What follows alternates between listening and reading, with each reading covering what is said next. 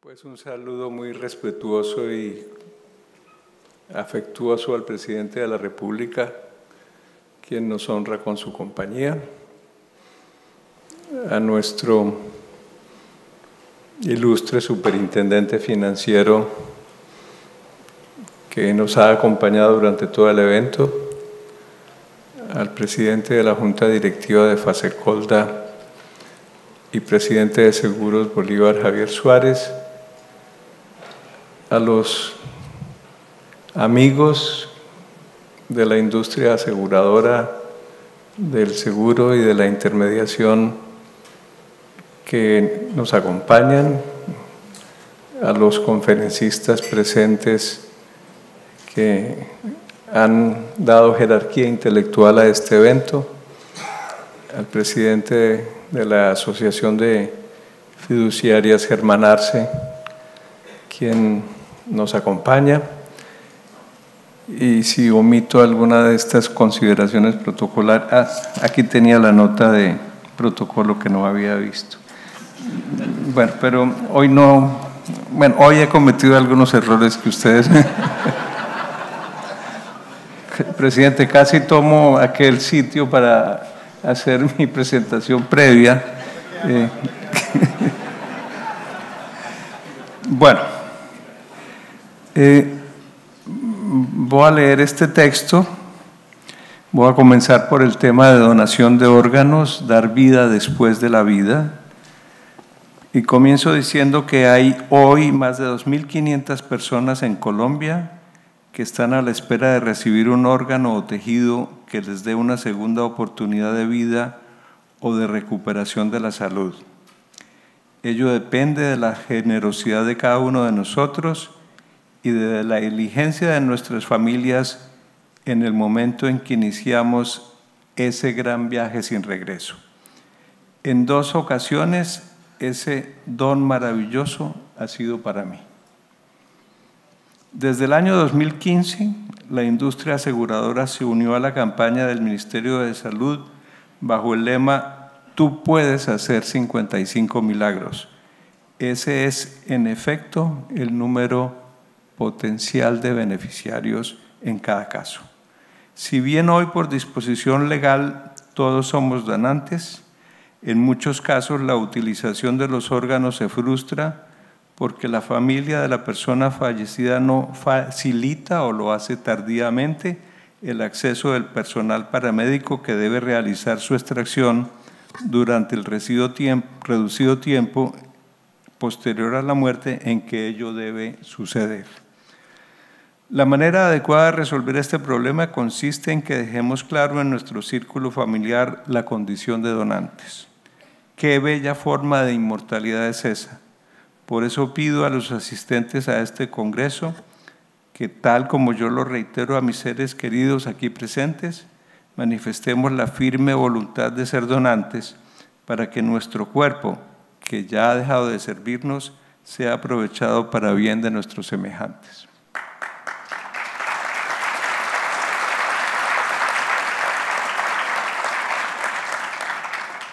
Rediseño de proyectos de infraestructura.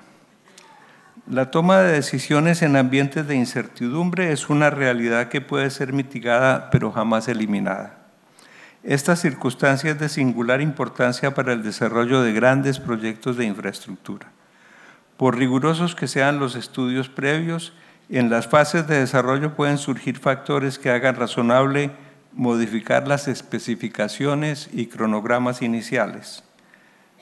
Todo ello con el propósito de establecer con la mayor precisión posible los costos reales de los proyectos. Por estas razones, tiene sentido que desde la etapa de diseño se contemplen distintos escenarios, las estrategias adecuadas para afrontarlos y las consecuencias presupuestales que su materialización tendría. Este es el estado del arte en muchos países. Consciente de esta realidad, el Banco Interamericano ha elaborado un manual mediante el cual se propone tener en cuenta para cada fase y componente de los proyectos el rango probable dentro del cual se encontrarán sus costos reales. Esta técnica permitiría a los diseñadores y ejecutores contar con mejores elementos analíticos antes de decidir, anticipar posibles cursos alternativos y adecuarse con celeridad ante eventuales cambios de circunstancias.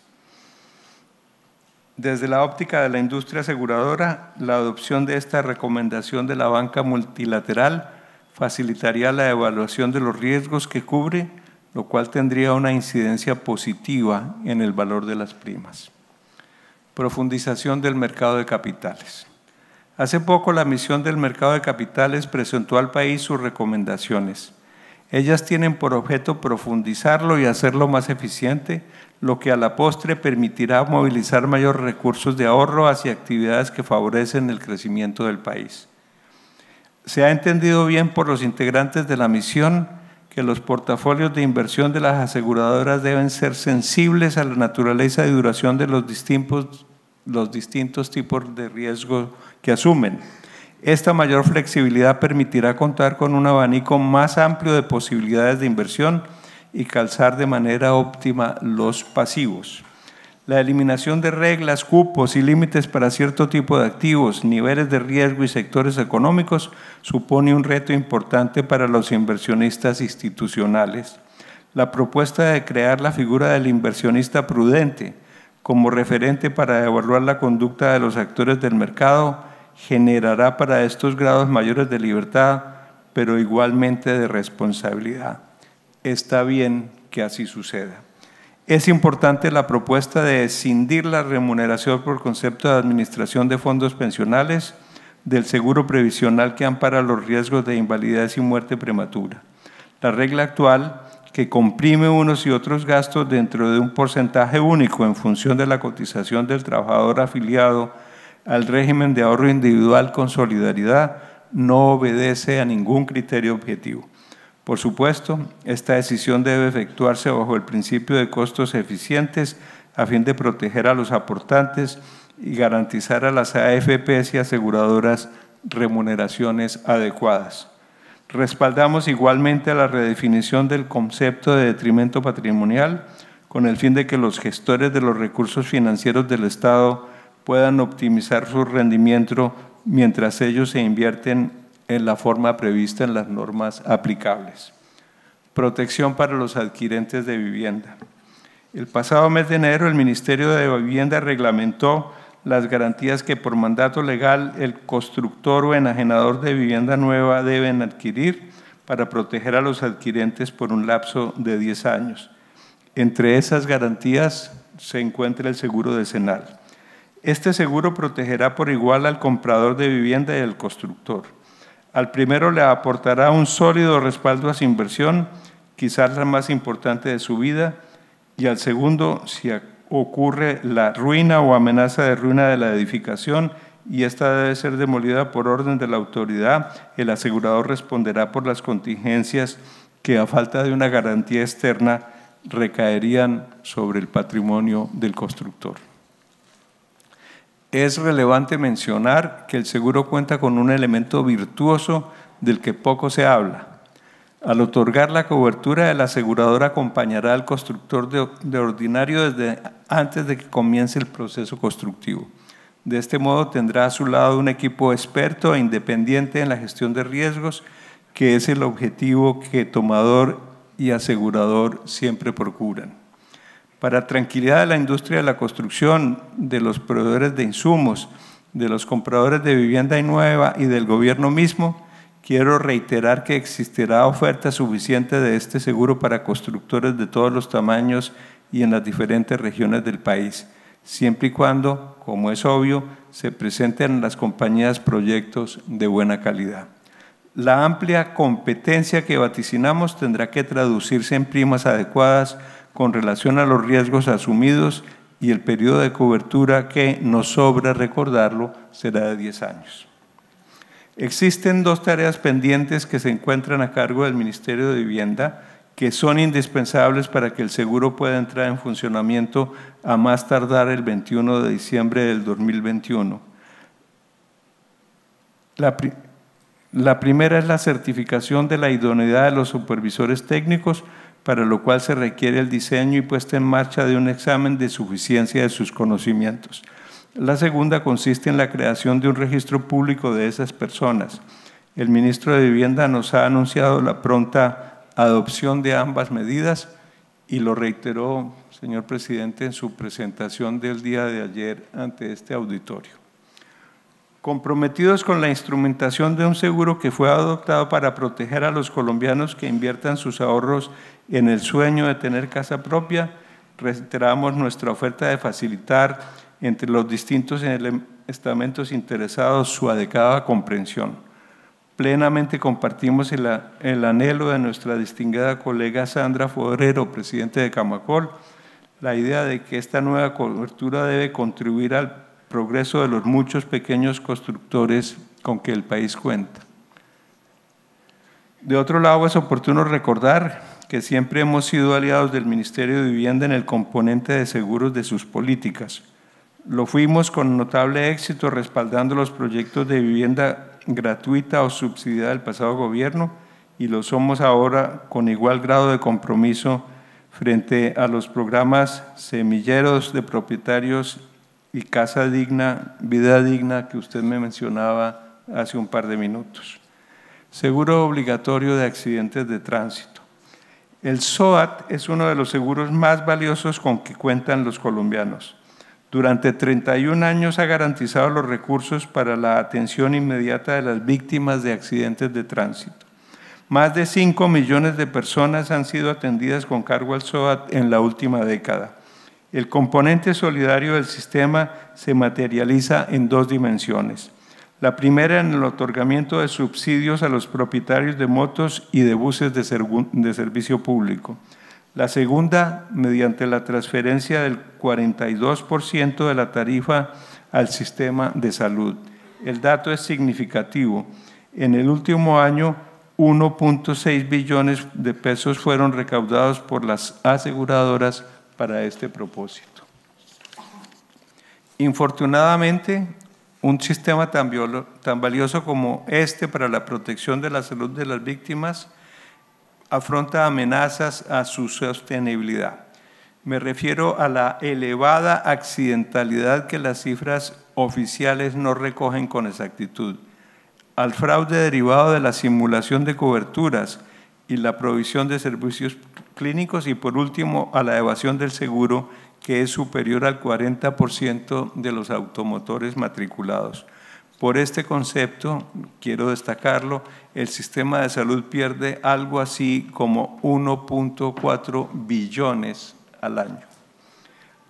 Los ministerios de Transporte y Salud, las superintendencias financiera y de salud y la Agencia Nacional de Seguridad Vial bien conocen estos problemas y trabajan en el diseño de políticas para resolverlos. Quizás sea esta convención de la industria aseguradora la ocasión adecuada para que el alto gobierno anuncie la adopción de algunas de esas medidas. A los problemas existentes hay que añadir el riesgo regulatorio. Cursan en el Congreso varias iniciativas para reducir las tarifas de quienes no efectúen reclamaciones, un contingente que equivale al 90% de los propietarios de vehículos matriculados. Estos descuentos, si no estuvieran compensados con mayores aportes de quienes se ven involucrados en accidentes de tránsito, lo que no es posible, harían muy difícil preservar el equilibrio financiero del mecanismo. A su vez, el alza tarifaria necesaria para financiar estas propuestas afectaría a los usuarios de motocicletas que son o suelen ser los de menor poder adquisitivo. Esta fractura de la dimensión solidaria que es inmanente al SOAT se vería agravada con menores recursos para financiar el sistema de salud. El camino para lograr el loable objetivo de moderar las tarifas consiste en mejorar la seguridad en las vías, reducir la evasión y combatir el fraude.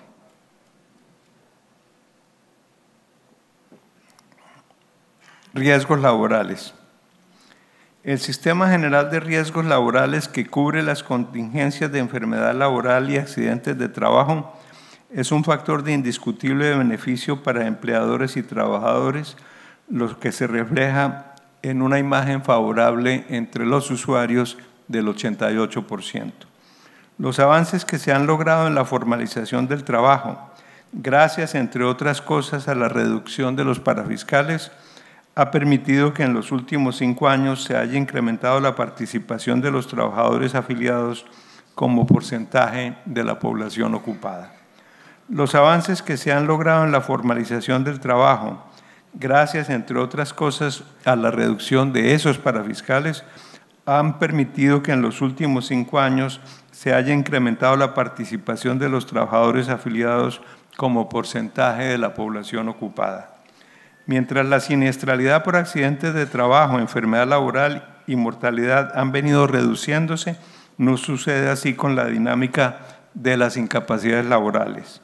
Este es un resultado paradójico por cuanto los indicadores de mejoramiento de la salud de los colombianos son innegables. La razón de esta situación tiene que ver con prácticas laxas, cuando no corruptas, en el otorgamiento de incapacidades laborales y la denominada estabilidad laboral reforzada. Los efectos perniciosos de estas prácticas, como bien lo sabe la ministra del Trabajo, tienen efectos demoledores en la productividad laboral y por ende en la capacidad de los empresarios para incrementar los salarios reales. El fortalecimiento del sistema requiere de medidas regulatorias que fortalezcan 3 objetivos fundamentales: la libre competencia del mercado, la suficiencia de la tarifa y la implementación de medidas de flexibilización laboral. Ello conduciría a mejorar los niveles de protección y la generación de empleo formal. El Plan Nacional de Desarrollo ordenó la expedición de reglas para evitar ciertos fenómenos de concentración de riesgos en algunas de las aseguradoras que integran el sistema. El gremio colabora actualmente con el Ministerio de Hacienda buscando que las normas que se expidan cumplan esos objetivos. En todo caso, consideramos necesario que se atienda el alto e injustificado costo del recaudo de la cotización y la urgente necesidad de un decreto que actualice las categorías de empresas en función de los riesgos que ellas generan. Las normas vigentes disponen que estos ejercicios de actualización se lleven a cabo cada 3 años. Llevamos 17 años sin que ello suceda, lo cual es causa de injusticias evidentes. Algunos empresarios pagan una tarifa superior a la que sería correcta. Otros reciben un privilegio injustificado. La implementación del piso mínimo de protección social sería de la mayor conveniencia para facilitar tanto la flexibilidad laboral como la creación de empleo formal. Dentro de las estrategias de inclusión social y masificación del seguro que adelantan las compañías, estamos atentos a colaborar en este campo. Avances en el aseguramiento del sector agropecuario. Colombia puede ser potencia en los mercados globales de alimentos y productos de origen agropecuaria, dada su fortaleza agrícola, dada su frontera agrícola de 40 millones de hectáreas.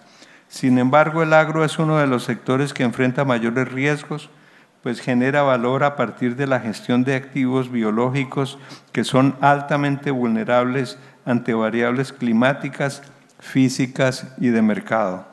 El escaso conocimiento que existe en el país sobre estas realidades y la baja cultura del seguro en el ámbito real explican los pobres resultados en penetración del seguro agropecuario.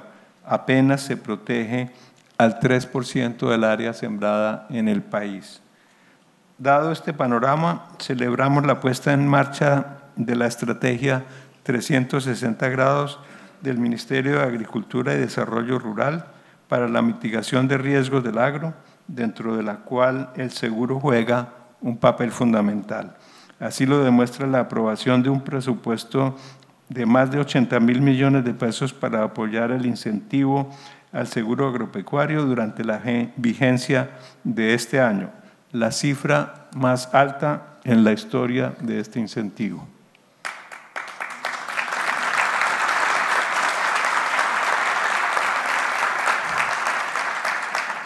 Ese aplauso es para el gobierno, no para mí, ¿verdad?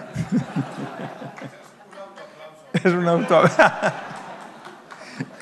Es tan bien importante que el Plan Nacional de Desarrollo haya contemplado la asegurabilidad del lucro cesante, mecanismo importante para proteger los ingresos del productor.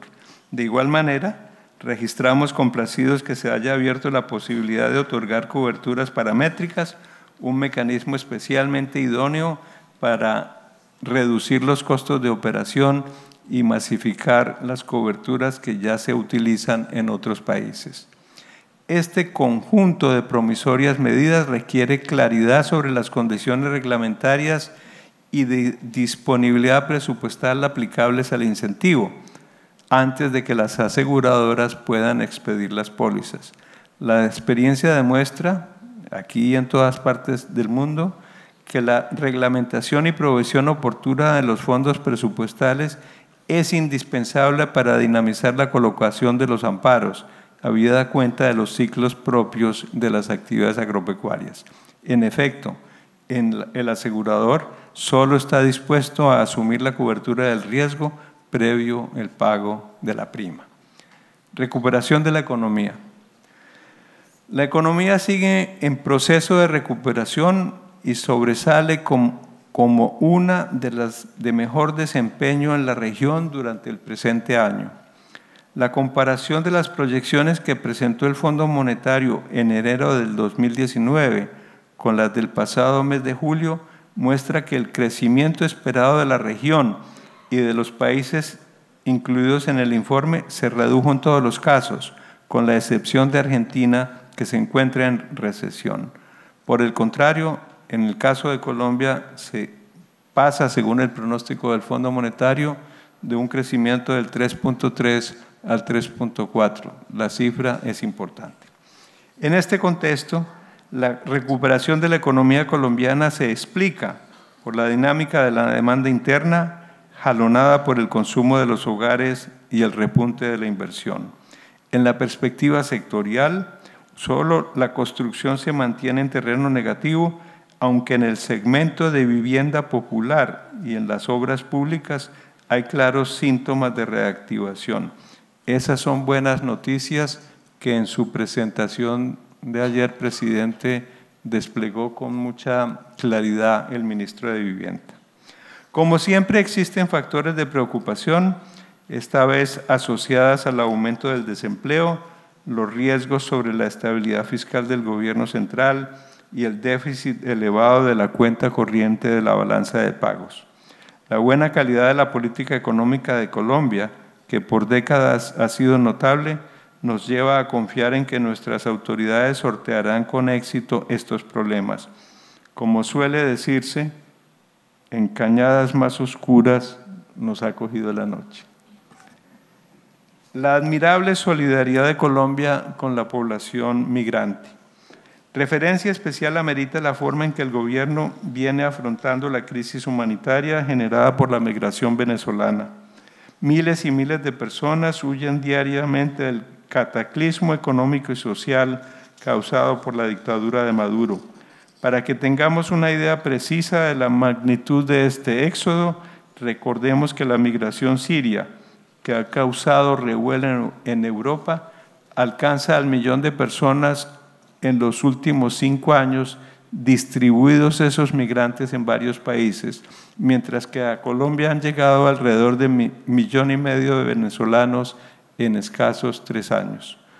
Por poderosas consideraciones humanitarias, Colombia ha mantenido sus puertas abiertas para las personas que huyen en busca de una vida mejor.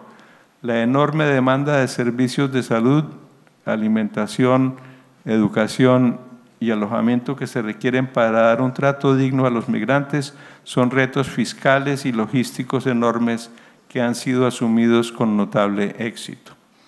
Pese a que la cooperación internacional no ha asumido la cuota de responsabilidad que le corresponde, nuestro gobierno sigue brindando apoyo a los migrantes y trabaja en su incorporación a los programas de ayuda a emergencia. Es indispensable que el país logre preservar esas políticas que permiten a los migrantes sobrellevar el desarraigo. Desde una perspectiva estructural, el reto es lograr la asimilación plena de esta nueva población en la actividad productiva y en el empleo formal. Aplaudimos la noble y eficiente labor de las autoridades nacionales y la admirable solidaridad de los colombianos con las víctimas de un régimen que ha causado desolación y ruina en la hermana república, como nos gusta referirnos a ella. Al mismo tiempo, respaldamos los esfuerzos que se vienen haciendo para obtener el apoyo de la comunidad internacional, especialmente de los países vecinos. No es justo que mientras Colombia realiza un esfuerzo descomunal, otros clausuren sus fronteras. Cumplimiento de los compromisos con las FARC. Con razón, el gobierno otorga especial importancia al cumplimiento de los compromisos asumidos con los más de 11.000 combatientes de las FARC que cesaron en el uso de las armas y se han reintegrado a la vida civil.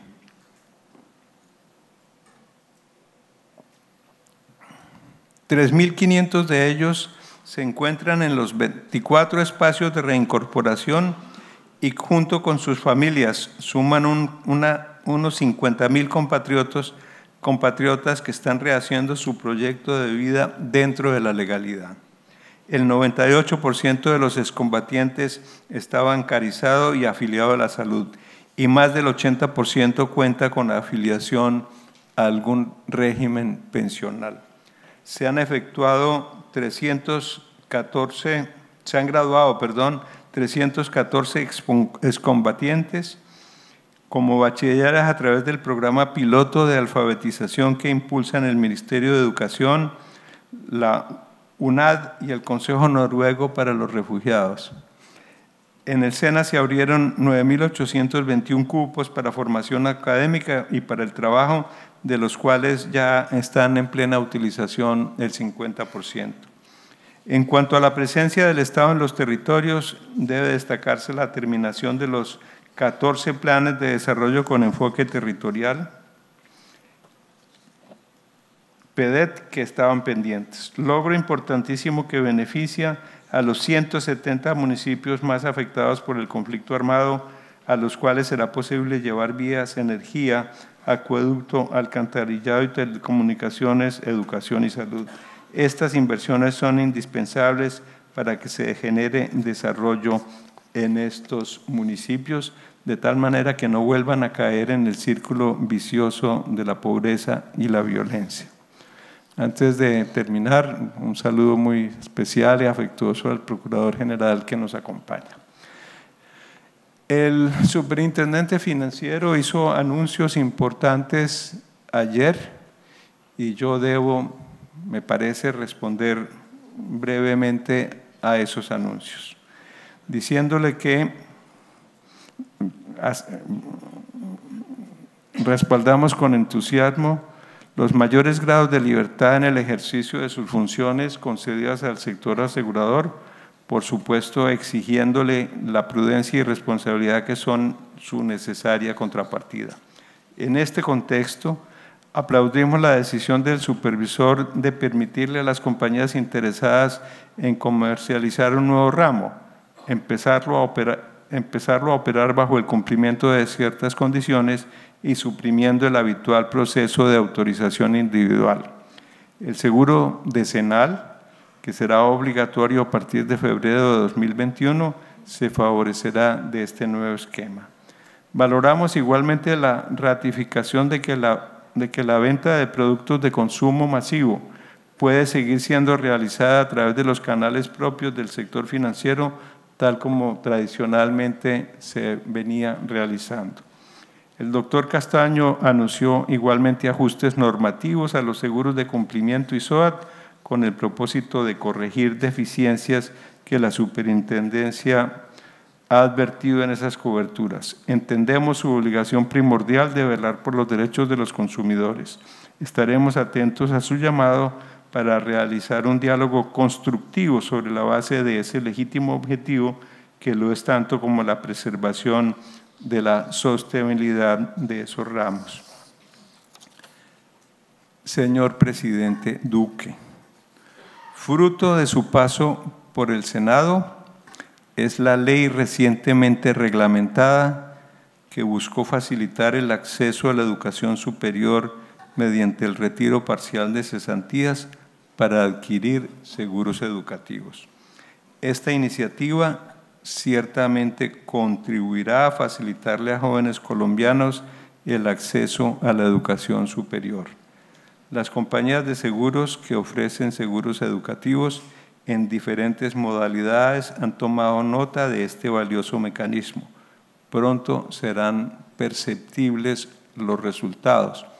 Le contaba al presidente hace unos minutos que tenemos alrededor de 360.000 personas cubiertas por el seguro educativo, que anualmente se generan primas del orden de $500 millones de pesos y que a la vuelta de un año esperamos que una y otra cifra se dupliquen, que haya mayor número de compañías en este producto, que ciertamente va a permitir el acceso al financiamiento de la educación superior para sectores de la población que hoy están por fuera del mecanismo. Querido presidente, es honroso para la comunidad aseguradora tenerlo de nuevo en este recinto, por primera vez en el ejercicio de la presidencia de la República. Por vínculos de afecto y afinidad intelectual que vienen de años atrás, es mi ferviente deseo que su presidencia sea exitosa. Usted lo merece y el país lo requiere.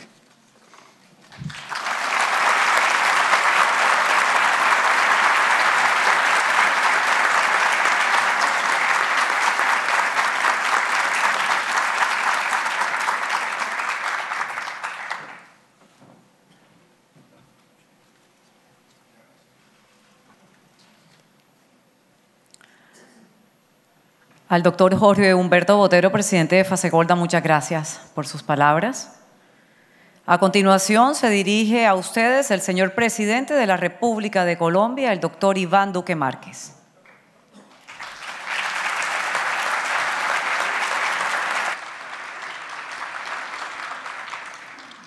Muchísimas gracias a todos ustedes por esta invitación a la clausura de la Convención Internacional de Seguros 2019.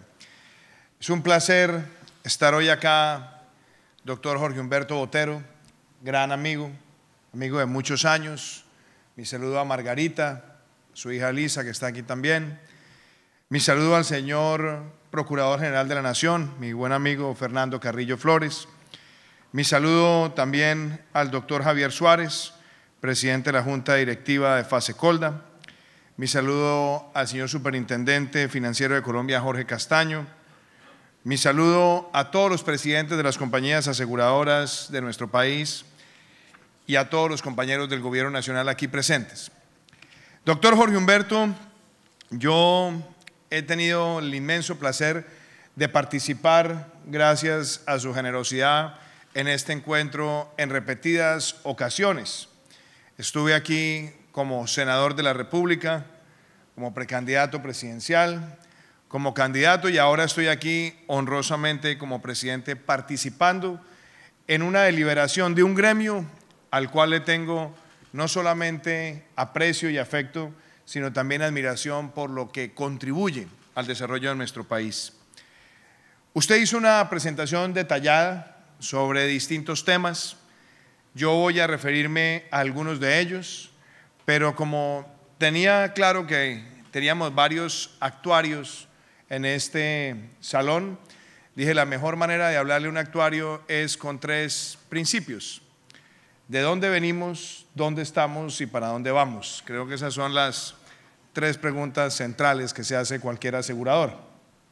Entonces, sobre esa base, yo quiero en esta mañana, en esta tarde, decirles que Colombia es un país que tiene una gran percepción producto de la realidad, sobre todo cuando vemos las dinámicas que se están llevando en el mundo. Pero quiero empezar por decir que tan solo hace 2 años, a finales del año 2017, la economía colombiana creció apenas el 1.4%. Al cerrar el año 2017 teníamos un déficit fiscal cercano al 4% del PIB. Veíamos que la producción industrial y el consumo de los hogares se estaba apretando considerablemente. Y veíamos también que a finales del año 2017 proyectos importantes de infraestructura en el país se estaban quedando o en marañas jurídicas o en pleitos o sencillamente no encontraban el cierre financiero, y estábamos hablando de casi el 70% de los proyectos de cuarta generación vial. Pero en adición a eso, estábamos viendo que las tasas de tributación para las empresas en el país podían oscilar entre el 50 y el 70% dependiendo del tamaño de las empresas, porque veníamos de una tendencia que siempre la cuestioné en este mismo encuentro, y era un Estado que gastaba y le pasaba la cuenta de cobro al sector privado. Esas realidades eran ineludibles, pero las menciono porque en el de dónde venimos nos sirve para refrescar la memoria y también darnos cuenta que el programa con el cual nosotros llegamos a la presidencia buscaba cambiar esas realidades, detonar crecimiento, jalonar inversión y por supuesto reactivar sectores que venían golpeados. El de obras civiles, como ya lo mencioné, pero también es preciso recordar que el sector de vivienda venía con trimestres bastante lánguidos. Entonces, ¿dónde estamos? ¿Qué ha pasado en 1 año y 1 mes de gobierno? ¿Cuáles han sido las medidas que se han adoptado? Y lo primero que quiero señalar es que una de las grandes críticas que yo he hecho a la política latinoamericana, y saludo a Michael Reed, amigo también latinoamericanista, y lo digo acá delante tuyo, apreciado Michael, uno de los problemas que ha tenido América Latina es que muchos de los dirigentes políticos han tenido una actitud vergonzante frente a la iniciativa privada. Vergonzante porque no les gusta salir en defensa de la micro, pequeña, mediana y gran empresa, porque tienen el temor a caer en el debate de los demagogos, de la lucha de clases, de los ricos contra los pobres, y digo esto entre comillas porque es el discurso con el que muchos cabalgan en sus propósitos. Pero yo quiero hoy reafirmar que cuando aspiré a la presidencia de la República lo hice reivindicando el papel del sector privado, reivindicando el papel de la iniciativa privada, porque a mí no me da vergüenza ser un defensor de los que generan inversión en la sociedad, los que generan transformaciones en la sociedad, los que generan empleo en la sociedad, y tampoco me da vergüenza decir que el éxito del empresario micro, pequeño, mediano y grande es el éxito de nuestros países. Por eso construimos una plataforma donde hablamos de la importancia de reducir las tasas efectivas de tributación a quienes están llamados a generar más inversión en la sociedad. Y en 1 año y 1 mes ya es notorio que nosotros logramos medidas tan importantes como la reducción de la tasa nominal de renta, el desmonte de la renta presuntiva, el descuento del 100% del IVA a las inversiones de capital, el descuento del 50% del ICA, la puesta en marcha de un régimen simple que permite diferenciar las cargas tributarias según el tamaño de empresas, dar incentivos a las megainversiones de más de 250 millones de dólares, darle también un claro mensaje a la inversión hotelera en el país, permitir la transformación del parque automotor de carga, medidas todas que están empezando a surtir importantes efectos en Colombia. Y la prueba de ello es que gracias a las señales, gracias a los mensajes, nosotros podemos ver hoy que en los primeros trimestres de nuestro gobierno pasamos de ese lánguido crecimiento del 1.4 en el 2017 al 2.8, se duplicó. Y este año estamos previstos para crecer por encima del 3%, cuando la América Latina y el Caribe está previsto para crecer el 0.5%. Una demostración de dónde estamos, pero también una inspiración hacia dónde tenemos que llegar. Y agreguémosle cosas importantes. La inversión extranjera directa en nuestro país en el primer semestre de este año superó el 24%. Otro mensaje contundente sobre las medidas que se están adoptando. La inversión de portafolio también llega con ímpetu al país. Pero adicionémosle otro elemento. Hemos tenido el consumo de hogares más alto en 44 meses. Estamos viendo además que se ha recuperado el 70% de los proyectos viales de cuarta generación que están en ejecución, generando cerca de 80,000 empleos. Y el sector de obras civiles está creciendo por encima del 14%, uno de los crecimientos más altos de los últimos años. Pero agreguémosle otra cosa, y es que cerramos el 2018 con el mejor año del turismo en Colombia, más de 4.2 millones de visitantes no residentes y la tasa de ocupación más alta de los últimos 15 años. Pues bien, esas cifras se van a mejorar y se están mejorando de hecho en el año 2019. Eso también muestra lo que Colombia tiene y cómo se percibe. Pero cuando miramos el de dónde venimos y dónde estamos, también toca con los temas de seguridad. Porque muchas veces hay testimonios que se dejan convertir como en leyendas urbanas o sencillamente se exageran muchas veces para distorsionar la realidad de la percepción. Sin duda que tenemos retos, sin duda que los tenemos. Pero también miremos de dónde veníamos. Entre el 2015 y el 2018, cuando empezó nuestro gobierno, los cultivos ilícitos en Colombia habían pasado de menos de 60,000 hectáreas a más de 208,000. Venía creciendo de manera constante en los últimos 7 años el área sembrada. Por primera vez en 7 años paramos ese crecimiento exponencial y ya tuvimos una cifra de reducción que no nos complace, que no nos genera a nosotros complacencia desde el punto de vista de políticas públicas, sino que tenemos que seguir avanzando y avanzando con toda la determinación. Además, cuando empezó nuestro gobierno, los homicidios venían creciendo al 5%. Este año ya tenemos una reducción del 2% y la queremos llevar al 4%. ¿Para qué? Para cerrar en el año 2019 con uno de los años de menos homicidios en las últimas 3 décadas en nuestro país. Y agréguenle que delitos como el secuestro o las lesiones personales también queremos que vayan llegando al récord de mínimos históricos. Todo esto ocurre y, como les digo, no con complacencia, porque todos los días tenemos que buscar algo mejor. Pero adicionalmente, y lo vinculo a la política social, doctor Jorge Humberto, en 1 año y 1 mes hemos otorgado más subsidios de tasa de interés y cuota inicial para la adquisición de vivienda de lo que se hizo en los últimos 4 años. En 1 año y 1 mes ya tenemos cerca de 67,000 jóvenes que están llegando por primera vez gratuitamente a la universidad pública y cerraremos el año con 80,000 y llegaremos a 334,000 al finalizar nuestro gobierno. Ya tenemos 146,000 jóvenes que se gradúan con doble titulación, temas que tanto los expliqué en las reuniones de Fasecolta, que eran aspiracionales, hoy son una realidad.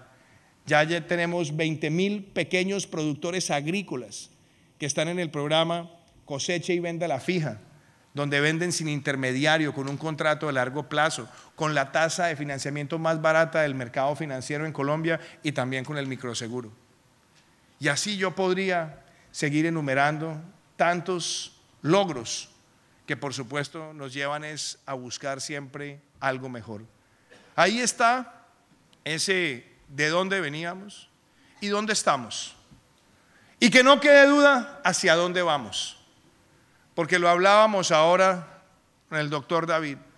Si nosotros tenemos un país que acaba de llegar a la OCDE, y en la OCDE la gran mayoría de países que se sientan con nosotros tienen ingresos per cápita de más de $30,000 y nosotros apenas lo tenemos menores a $8,000.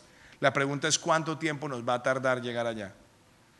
Y no hay duda que tenemos 2 caminos: el camino mediocre, 100 años creciendo al 1%, o el camino de hacerlo en menos de 2 décadas creciendo por encima del 5 o 6%. Por eso el propósito de poner esta economía a crecer es un propósito de todos. Eso no es ni de izquierda ni de derecha, eso no tiene color partidista, es sencillamente un propósito nacional por el bien de nuestro país. Y es en ese sentido que nosotros hemos suscrito, con el apoyo de la vicepresidenta de la República, 12 pactos sectoriales, con más de 500 compromisos que empezaron su ejecución hace un mes y que vamos transitando en la dirección para que esos pactos nos permitan más crecimiento y más equidad. Y ahí está el gobierno semanalmente monitoreando cómo se construyen esos logros. Ese es el camino. Pero es un camino que también lo acompañan las decisiones audaces de inversión. Sacamos la ley de las TICs, donde para el año 2022 esperamos llegar al 70% de cobertura de Internet de alta velocidad. 70% del país, generando además una inversión grandísima para transitar hacia las redes de 5G. Hemos tomado las decisiones en el mercado energético de Colombia.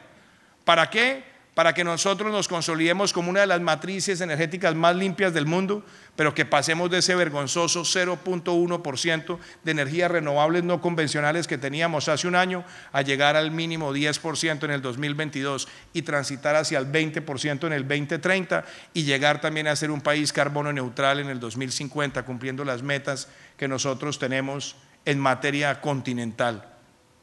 Pero esto ocurre cuando también llega la inversión responsable en otros sectores de la economía. Y ocurre también cuando Colombia se posiciona hacia la cuarta revolución industrial. Tener el primer centro de la cuarta revolución industrial en un país hispanoparlante en un año con el apoyo del Foro Económico Mundial, donde estamos desarrollando no solamente regulación inteligente, sino motivando la inversión en robótica, Internet de las cosas, inteligencia artificial y tecnologías blockchain. Eso también muestra lo que Colombia está construyendo para transitar hacia un camino de oportunidades. Hemos hablado de convertir a Colombia en el Silicon Valley de América Latina. Y yo sé que es bastante osado decir eso, pero en tan solo un año no solamente hemos visto crecer el número de empresas en nuestro país en más de un 9% y la gran mayoría está concentrada en los sectores de industrias creativas y tecnología, aprovechando también el incentivo que creamos en la Ley de Reactivación Económica de 0 impuesto de renta para los startups los primeros 7 años a cambio de un mínimo de inversión y un mínimo de empleos. Y vemos cómo Colombia también es percibida internacionalmente como un lugar atractivo para la inversión turística, porque vemos ahí también la posibilidad de hacer del sector un nuevo petróleo de nuestro país. Estas son realidades de hacia dónde vamos. Pero me gusta, doctor Jorge Humberto, que usted mencione temas tan pertinentes como el de la construcción de la paz en nuestro país, porque yo creo que ya llegó la hora para que en Colombia pasemos la página, esa página nefasta de haber dividido a los colombianos entre amigos y enemigos de la paz por intereses puramente electoreros. Ya terminó. Este es un gobierno que quiere construir la paz con legalidad y la hace con clara convicción y en los territorios. Y me gusta además que el debate se haga con la evidencia, porque cuando empezó nuestro gobierno llevaban 20 meses de implementación de unos acuerdos previstos para aplicarse en 15 años. Y resulta que en esos 20 meses solamente se habían adelantado 2 proyectos productivos colectivos. Hoy tenemos 29 y hay 5 más en proceso de aprobación en las próximas semanas.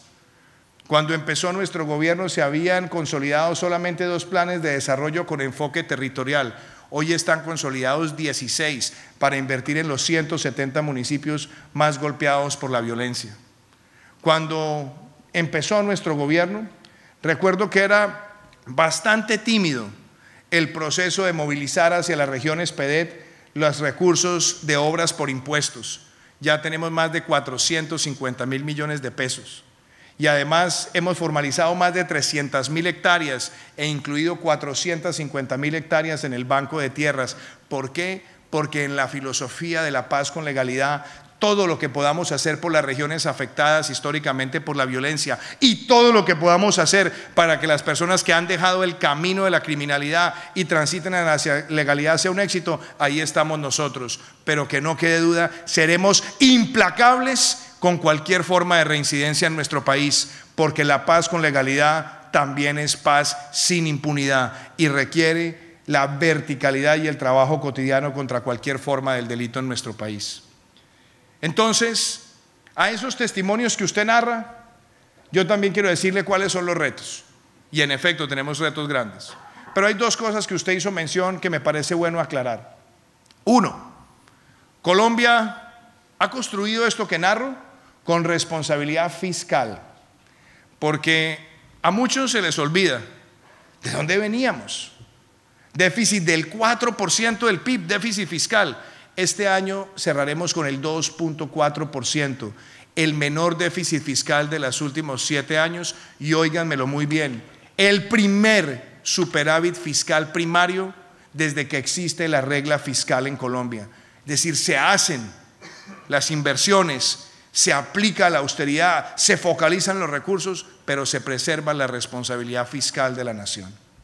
Otro tema que aquí se tocó, el déficit de cuenta corriente, que se advierte que es un déficit alto. Yo le quiero decir, doctor Jorge Humberto, que es bueno también hacer un análisis como el que se lo he planteado a algunos de los analistas del mercado. Y en Colombia, en los últimos 4 años, muchas empresas extranjeras que habían invertido no habían realizado utilidades. Y por eso parte de la explicación del déficit de cuenta corriente del año pasado tiene que ver con esa salida de utilidades para las casas matrices de muchas de las empresas que han invertido en nuestro país.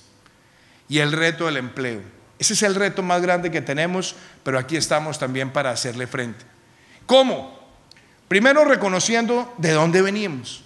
El mercado laboral empezó un deterioro después del segundo semestre del año 2015 y desde ahí ha llevado desafortunadamente un deterioro. ¿Qué lo ha detonado? La desaceleración del sector de la construcción por mucho tiempo, las demoras en las obras civiles, la tecnificación y por supuesto un choque migratorio que hoy tiene cerca de 1.5 millones de hermanos y hermanas venezolanas en nuestro territorio. La sumatoria de eso genera retos, pero nosotros estamos mostrando que los podemos superar. No solamente se han suscrito los pactos, sino que estamos acelerando los recursos de aprobación por regalías que llevan inversión a los municipios de Colombia. Estamos viendo cómo el sector de obras civiles se reactiva, el de construcción se reactiva, en el segmento medio, en el segmento de interés social, y nosotros vamos a estar monitoreando uno a uno el cumplimiento de los pactos con el sector privado para que se traduzca en mejorar el mercado laboral de nuestro país. Y entonces déjenme pasar al tema de este salón, al puntual tema del sector de seguros. Yo quiero decirles que este gobierno cree en el sector, que está comprometido con el sector. Tanto así que me gustaría mostrar cuáles son los ejes centrales de transformación.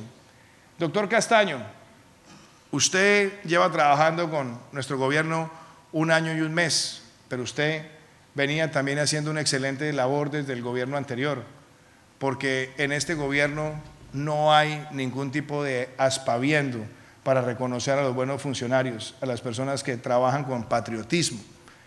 Y yo quiero decirle que una de las tareas más difíciles que usted ha tenido fue la ambivalencia de los últimos años, donde Colombia había avanzado en materia de educación financiera y decidieron incluir la educación financiera en las pruebas PISA, pero como le fue a Colombia muy mal, decidieron sacar la educación financiera de la valoración de las pruebas PISA, y alguna persona que ejerció el Ministerio de Educación dijo que la educación financiera no se podía hacer porque eso era educación al servicio de los bancos.